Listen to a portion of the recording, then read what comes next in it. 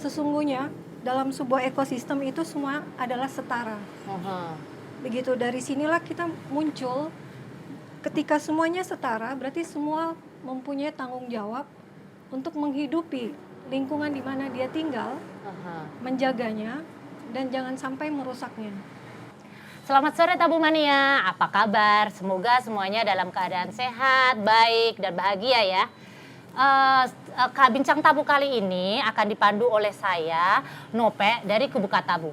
Nah, untuk teman-teman dari Tabu Mania yang belum pernah mengikuti live IG Bincang Tabu, aku akan kenalin dulu nih, Kubuka Tabu itu apa sih? Nah, jadi Kubuka Tabu itu adalah organisasi feminis dan queer yang diinisiasi pada tahun 2017. Kubuka Tabu sendiri diinisiasi karena keresahan-keresahan para foundernya yang susah sekali nih mencari ruang diskusi tentang seksualitas dan layanan tentang seksualitas. Nah, program-program Kubuka Tabu itu apa aja sih? Nah, program kita itu ada penulisan artikel, ada produksi lagu, produksi video klip, dan salah satunya Bincang Tabu ini.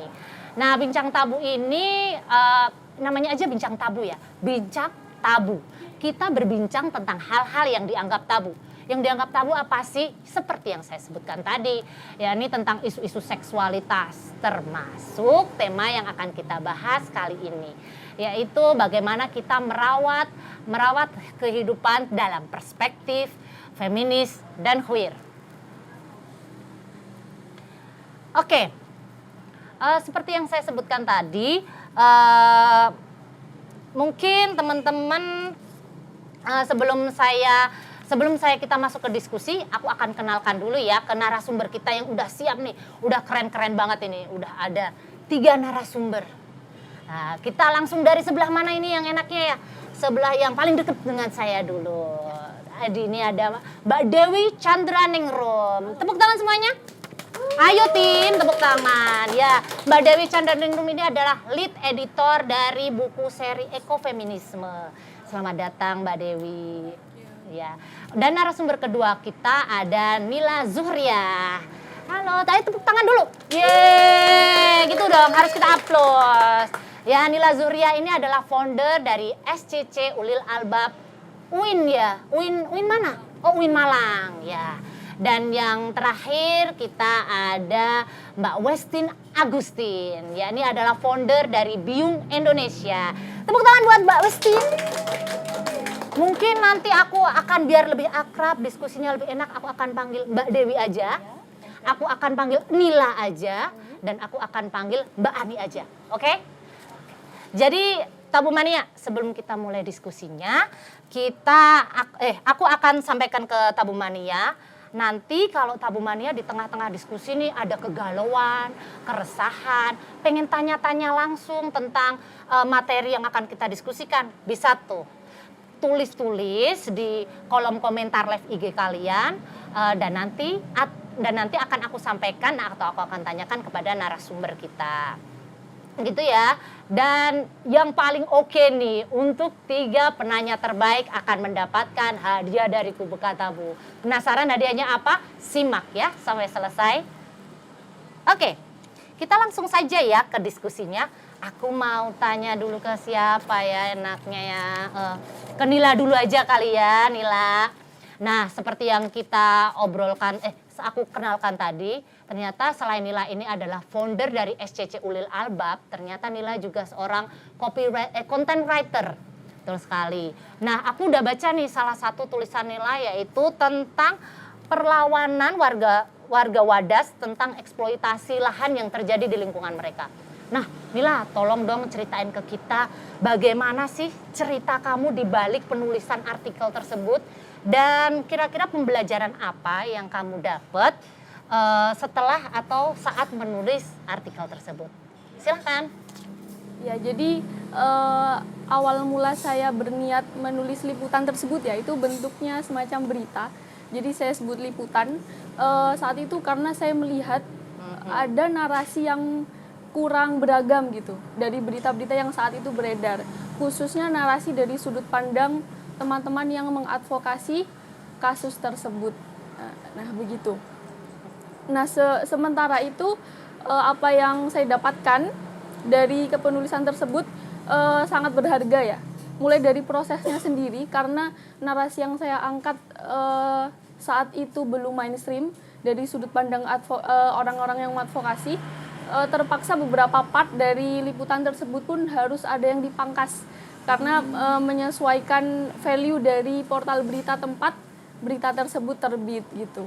Sementara kalau yang bisa didapatkan oleh saya dan juga pembaca saat itu, yang paling saya highlight itu adalah bahwasanya perlawanan warga Wadas, perlawanan masyarakat Wadas dan juga teman-teman yang mengadvokasi Wadas tersebut bukan hanya tentang perjuangan kepemilikan tanah atau bukan hanya tentang nilai materi dari suatu tanah saja, tapi mereka itu menilai ada sebuah keterikatan yang kuat baik secara emosional, spiritual antara tanah Wadas dan juga masyarakat yang berusaha mempertahankan tanah ya? itu.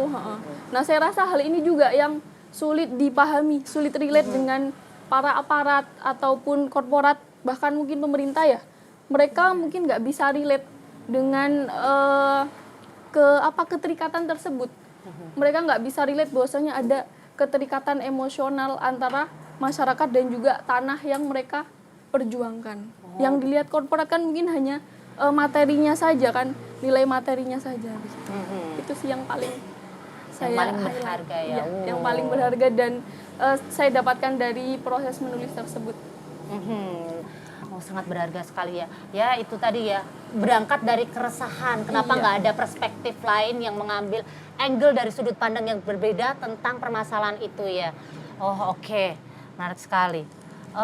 Setelah kita ngobrol-ngobrol tentang pengalamannya Nila, mungkin kita akan ke mungkin ke Mbak Ani dulu deh. Nah, Mbak Ani kan mungkin teman-teman Tabumania semuanya udah tahu ya tentang Biyung Indonesia. Dan atau mungkin ada juga nih yang belum tahu tentang Biyung Indonesia. Biyung Indonesia itu apa, Mbak Ani? Kerja-kerjanya kayak apa, latar belakang dibentuknya Biyung Indonesia itu apa, tujuannya apa. Nah, bisa nih di-sharingin ke kita biar kita juga bisa tahu value-nya ini tuh apa itu. Value yang dibawa Biyung Indonesia itu apa. Begitu kan Tabunnya? Silakan. Ya, jadi awal kami memulai Biyung Indonesia itu sebenarnya dari karena latar belakang kami dari pendidikan lingkungan, kami melihat ada satu isu yang belum banyak diangkat atau justru dikerjakan ya. Saat di pendidikan lingkungan kita bicara soal gaya hidup hijau, kemudian ada tren menjadi tren kayak go green dan hari ini ada zero waste. Banyak yang bicara mulai dari konservasi sampai bicara soal pengelolaan sampah, tapi sedikit sekali yang mengerjakan bagian dari sampah dari konsumsi pembalut sekali pakai. Tapi di sisi lain, perempuan justru distigma sebagai kontributor sampah terbesar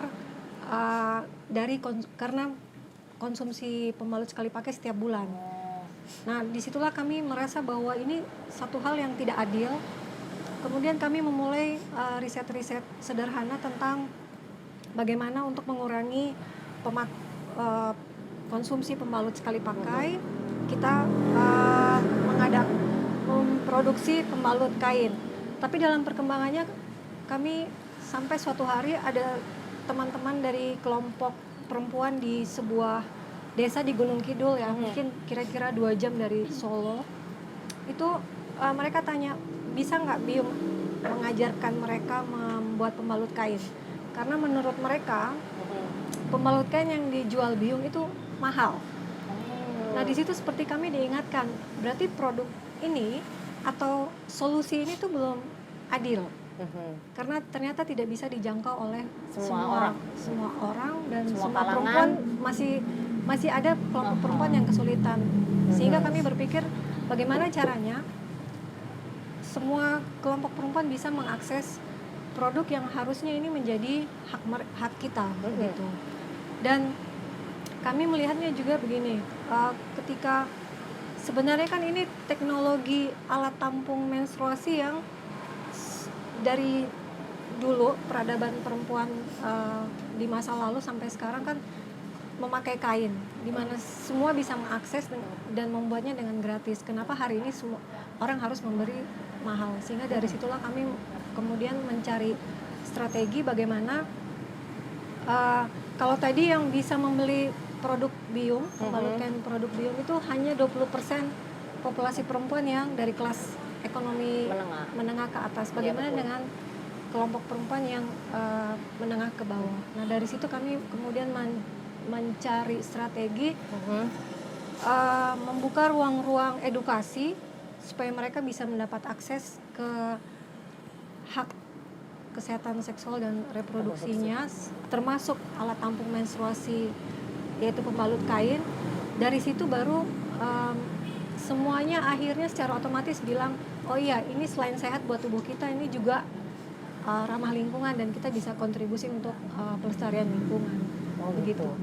Makanya itulah kenapa Biung Indonesia sangat ini ya, concern sekali bagaimana tidak hanya mengubah stigma kalau perempuan itu sebagai kontributor kontributor terbesar pembalut sekali pakai, pengen mengubah stigma itu, dan tapi tetap berkeadilan untuk semuanya, jadi bisa dijangkau oleh semuanya. Betul gitu ya Kak ya. Oke. Terus dari dua narasumber tadi, dari Nila dan Kak Ani, aku bisa melihat kalau dua-duanya ini punya atau merupakan bagian dari ekofeminisme. Nah, untuk apakah benar apakah benar yang aku pikirkan atau yang aku dalami ini? Mungkin Kak Dewi bisa paparkan sederhana, apakah memang kedua hal tersebut merupakan bagian tentang ekofeminisme, dan sebenarnya ekofeminisme atau queer ekofeminisme itu yang seperti apa ya Kak ya? Biar nanti saya dan Tabu Mania lebih paham gitu. Silakan Kak Dewi. Baik, terima kasih. Saya kira ekofeminisme sebagai sebuah etimologi, kalau kita lacak asal usulnya memang dari Eropa ya, dari kata ekologi dan dari kata feminisme gitu. Tetapi sebenarnya secara pengalaman, secara praktek, secara perspektif, secara pandangan dunia itu sudah ada gitu ya, sudah ada di kita gitu ya, udah dipraktekkan oleh kita. Ekofeminisme itu merupakan sebuah persinggungan antara gerakan perempuan dan gerakan lingkungan, terutama adalah gerakan lingkungan kritis ya, ekologi kritis dan gerakan perempuan. Nah, di dalam gerakan perempuan juga ada kejamakan ya, jadi tidak secara esensialis hanya perempuan saja, tetapi juga dari kawan-kawan yang termarginalkan ya, kawan-kawan minoritas gender dan seksual ya, kawan-kawan yang secara interseksional, secara bersinggungan terkait dengan ras, etnisitas, kemudian usia ya, kemudian lokasi geografis, kemudian keadatan ya, kemudian menyangkut disabilitas gitu. Jadi ia melihat fenomena kita sekarang secara menyeluruh ya. Jadi misalnya ia melihat bumi, ia melihat kita, ia melihat spesies, ia melihat sumber daya di luar ini sebagai sesuatu yang hidup gitu, bukan sesuatu yang dieksploitasi atau sebagai barang mati gitu ya. Jadi ini mengubah semuanya gitu. Jadi ini saya simpulkan ya, karena saya kan agak ini takutnya saya salah paham, mungkin nanti bisa dijelaskan lagi dengan bahasa yang agak lebih mungkin lebih ini ya, saya mengerti ya. Apakah benar Mbak yang saya tangkap? Jadinya ini tuh persinggungan antara gerakan lingkungan dan gerakan perempuan. Jadi mereka kedua gerakan itu tuh harus ngeblend ya, saling ngeblend gitu Mbak, agar bisa menemukan keseimbangan gitu. Atau gimana nih? Udah benar atau belum nih pemahaman saya ini? Ya, saya kira bukan soal salah dan benar ya, karena ia bertumbuh juga gitu. Jadi ekofeminisme juga bertumbuh, dia juga masih belajar gitu ya. Saya kira valid saja ya, kita punya pemahaman yang berbeda-beda gitu, dan setidaknya ia punya kesadaran bahwa kita punya problem lingkungan dan kita mengetahui bahwa banyak kawan-kawan termarginalkan gitu. Oh, oke. Ya. Berarti Udah bener. Udah Jadi bener. bukan salah benar. Iya, betul. Berarti tadi ketika saya ngomongin Ya. apa yang dipaparkan Ya. oleh Nila dan apa yang dipaparkan oleh Kak Ani, oh berarti gerakan atau kerja-kerja yang mereka lakukan itu berarti masuk ya dalam ekofeminisme. Iya. Dan berarti masuk dong dalam queer ekofeminisme gitu ya, Mbak ya. Iya, iya. Oke, karena memang berarti ekofeminisme itu setiap orang mempunyai pandangan masing-masing dan terus berkembang. Berarti seperti itu ya, Mbak ya. Ya kan dia sebuah perspektif ya. Jadi sebagai politik identitas, sebagai bendera, saya kira terlalu berbahaya ya kalau harus main Mengeksakan cap gitu ya. Harus Pokoknya tumbuh capnya gini, ini, gitu. tetapi soal perspektifnya, dan saya kira dua kawan kita perspektifnya cukup luar biasa dan ekofeminis sekali. Iya. Ya. Oke.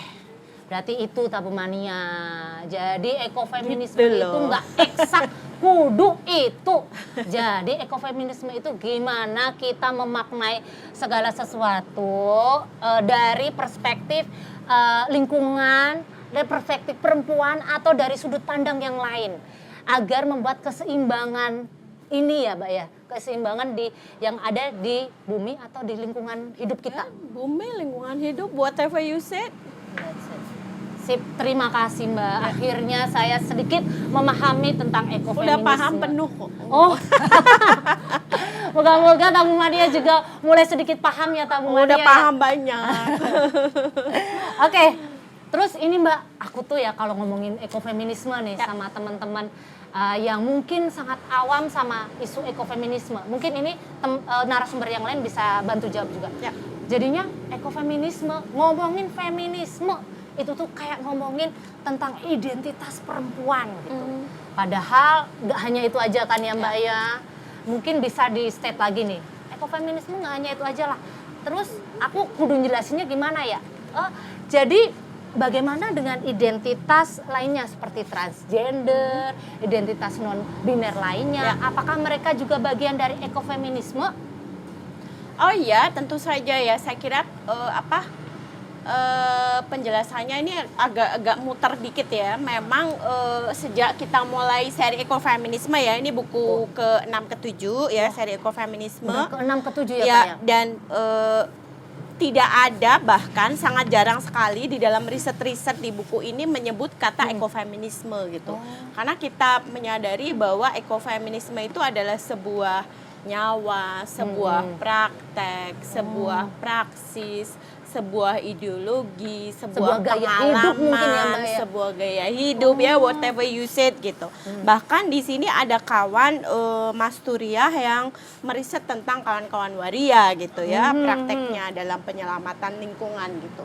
Dan kita juga tahu ya di tahun 60-an 70-an saya kira rahim gerakan feminisme itu juga bergandengan tangan dengan gerakan queer gitu ya, dan juga bergandengan tangan dengan gerakan disabilitas, masyarakat adat gitu. Kita saling menyadari bahwa secara politik identitas memang itu mungkin perlu ditampilkan, tetapi kita juga harus menyadari bahwa itu bukan akhir dari dunia gitu. Jadi betul. Pokoknya kalau nggak feminis enggak gitu ya. Saya gue kira itu feminis banget enggak gitu ya, ya, itu juga sangat berbahaya, itu yang Iya, disebut betul. sebagai esensialis gitu. Iya. Saya kira dengan rendah hati gitu ekofeminisme kita semua menyadari bahwa kita melawan esensialisme dan tetap bergandengan tangan gitu.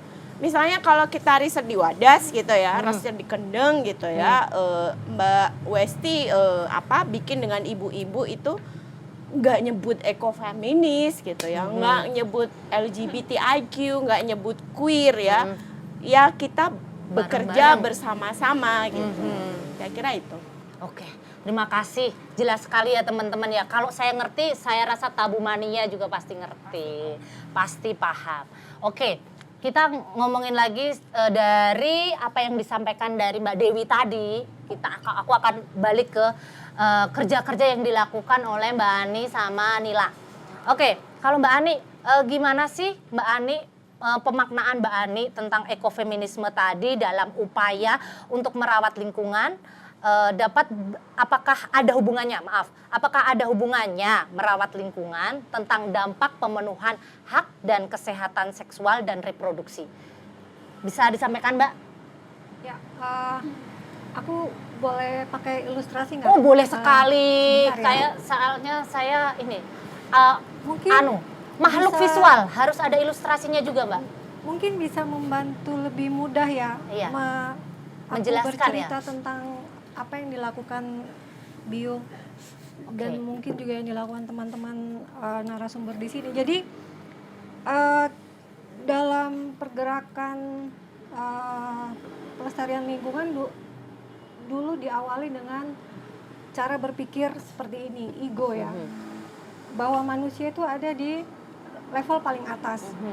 Manusia pun masih dibuat yang khusus bergender laki-laki, dan perempuan atau gender selain laki-laki itu dibuat di level bawah. Ini yang membuat sebenarnya justru sebaliknya, bukan yang mereka gaungkan bahwa manusia adalah penyelamat bumi sehingga merasa bahwa superior dan bahwa hanya manusia lah yang paling bisa menguasai kehidupan di bumi dan nantinya yang akan menyelamatkan. Di sini kita bisa lihat akhirnya perempuan atau makhluk yang lain itu juga menjadi tidak punya keleluasaan untuk mendapatkan hak hidupnya. Betul. Karena kita sudah terstigma dengan cara berpikir Pattern ini, kayak gitu ya, pola termasuk kayak gitu. dalam pola-pola atau strategi dalam usaha-usaha pelestarian lingkungan. Nah, perkembangannya adalah sekarang tadi yang sudah dijelaskan dari Mbak Dewi tentang ekofeminisme, bahwa secara kritis kita melihat bahwa sesungguhnya dalam sebuah ekosistem itu semua adalah setara. Begitu, dari sinilah kita muncul. Ketika semuanya setara, berarti semua mempunyai tanggung jawab untuk menghidupi lingkungan di mana dia tinggal, menjaganya, dan jangan sampai merusaknya. Walaupun memang sekarang tantangannya adalah justru kita yang merusak ekosistem ini ya. Dan kesetaraan ini masih ditabukan, masih susah sekali membuat semuanya setara gitu. Karena mungkin kita masih terpaku dengan Iya, yang betul. sebelumnya ya, Pak, Iya. pola sebelumnya. Termasuk kalau kita bicara soal ketubuhan perempuan ya, Iya. itu yang kami bilang edukasi tentang ketubuhan perempuan itu sangat sulit karena kita sudah terpola dengan Betul. pola ego, di mana kebutuhan perempuan itu tidak penting. Iya. Ya, semua sistem dibuat dari perspektif atau dari kebutuhan laki-laki. Iya. Nah, ketika masuk ke bicara ekosistem itu memang butuh semua bergerak dan edukasi yang paling penting. Nah, persoalan sekarang adalah akses untuk mendapatkan edukasi, itulah yang kita masih menghadapi tantangan yang besar. Sehingga disinilah Bio mengambil peran untuk melakukan Edukasi. kerja-kerja edukasi, tapi juga kami membayangkan bahwa ini akan lebih bisa berdampak lebih besar kalau itu dilakukan kolaborasi. Karena itu kalau kita bicara ekosistem, berarti kan di lingkungan itulah yang harus bergerak. Betul, nggak hanya satu Iya, peran, betul. satu aja ya, seluruh elemen yang dari lingkungan itu harus bergerak Betul. dengan satu tujuan yang sama gitu ya. Iya. Nah, sehingga termasuk keberagaman gender ya. Kami menemukan di komunitas itu merasa misalnya teman-teman trans laki-laki ya, itu yang masih menjalani menstruasi itu merasa kesulitan karena stigma mereka untuk mendapatkan akses tidak hanya pembalut tetapi juga kebutuhan yang lain itu sangat sulit, sehingga mereka juga jadi terpaksa menjadi memilih produk yang akhirnya bukan merusak tetapi tidak cukup aman buat dirinya dan akhirnya juga tidak cukup aman buat lingkungan. Nah, kalau kita bicara eko berarti kita kan harus bisa juga menemani mereka. Betul. Atau bersama mereka mengerjakan PR-PR itu gitu. Nah, konsep kami seperti itu untuk memudahkan bahwa kita bicara ada irisannya antara kebutuhan perempuan dalam hal ini gerakan feminis dengan usaha-usaha pelestarian lingkungan. Oke. Begitu. Jadi semuanya harus saling memiliki peran untuk sama-sama menciptakan keseimbangan gitu ya. Dan salah satunya mungkin apa yang dilakukan Biyung sekarang dengan kerja-kerjanya mengedukasi gitu. Dan mungkin kalau ngomongin edukasi, bisa nggak Mbak diceritakan proses-proses edukasi apa aja yang pernah dilakukan Biyung untuk paling nggak bukan merubah ya, mencoba untuk melakukan mencoba untuk melakukan atau merubah perspektif agar semuanya itu nggak hanya ego tapi juga berubah untuk menuju ke setara gitu. Gitu. Kira-kira apa yang pernah dilakukan Biyung dalam mengedukasi? Jadi contohnya misalnya kalau waktu itu kita memang di awal mau bicara soal pendidikan lingkungan, kita akan datang ke komunitas, bicara ayo kita pakai pembalut kain supaya kita bisa menyelamatkan lingkungan. Atau ayo kita jaga lingkungan kita, jangan buang sampah, termasuk jangan pakai pembalut sekali pakai karena itu akan menyebabkan sampah yang sampah itu merusak lingkungan. Itu kalau di komunitas atau bagi kebanyakan perempuan atau individu yang menjalani menstruasi dan menggunakan pembalut sekali pakai, itu nggak relate. Betul. Saya aja makan susah. Iya. Atau sebulan sekali itu belum tentu bisa beli pembalut.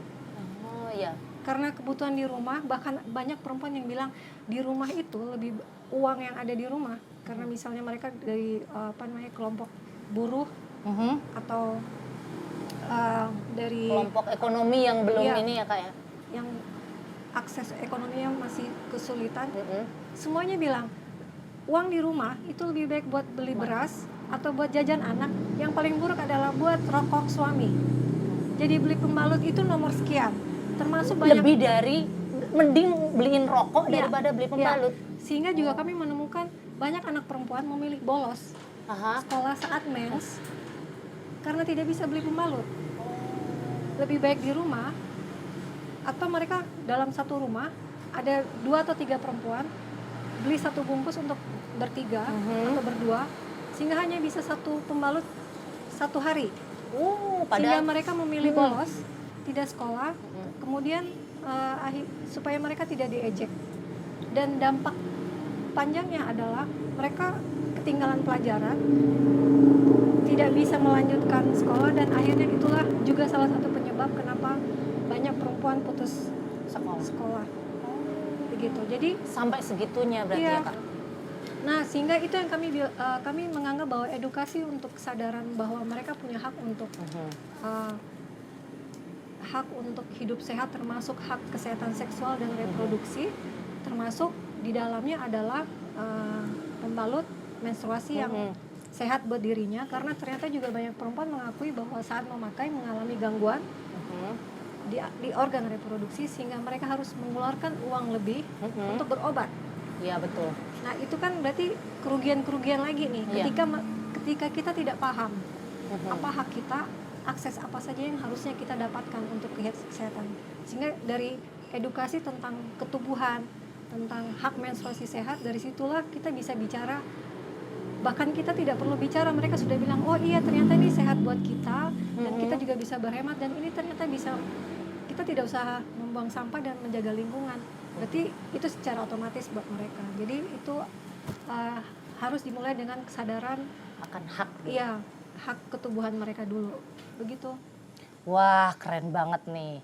Jadinya sebelum ngomongin tentang pelestarian lingkungan, kita ngomongin dulu pemenuhan hak dulu. Betul. Itu yang di-highlight ya.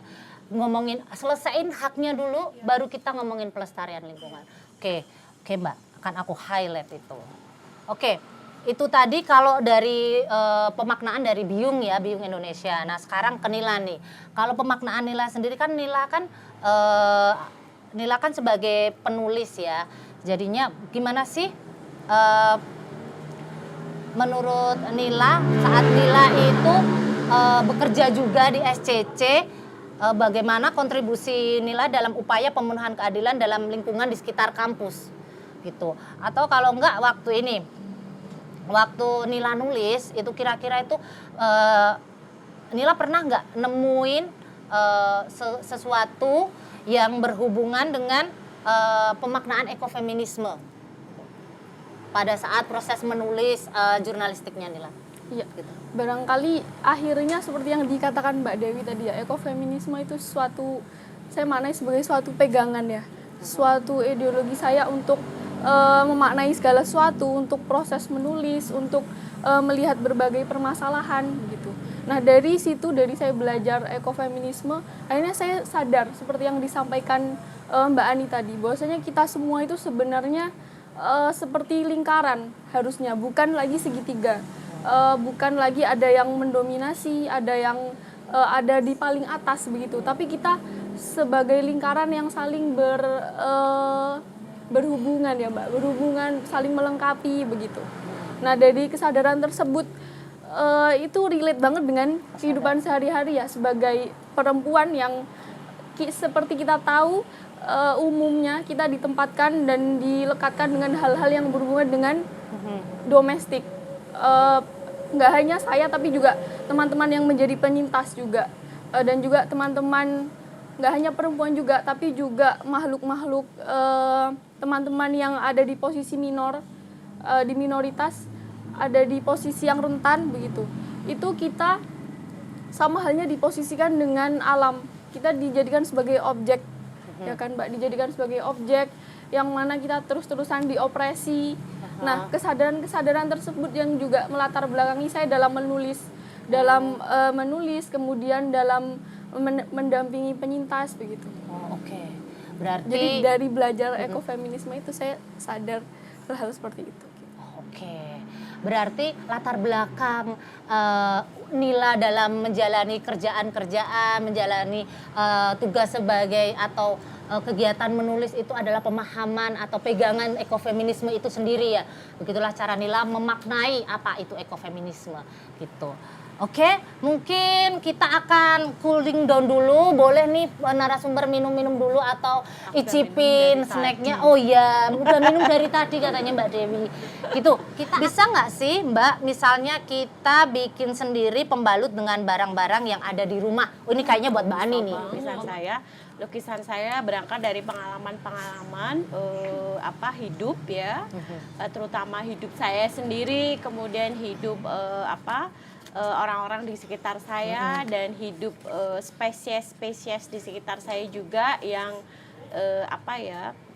yang posisinya sama ya, setara dengan kita gitu ya, dengan saya gitu. Jadi saya tidak hanya melukis perempuan ya, ini seperti kawan-kawan lihat. Ini juga dilukis langsung di kain Kak? Iya, enggak, saya ngelukis di kanvas di studio, nanti kapan-kapan bisa main. Nah ini adalah perempuan yang diabadikan oleh Mbak Fani Khotimah ya dalam film UNI gitu. Kalau kawan-kawan minoritas seksual dan gender tahu, beliau berdua adalah pasangan L gitu ya.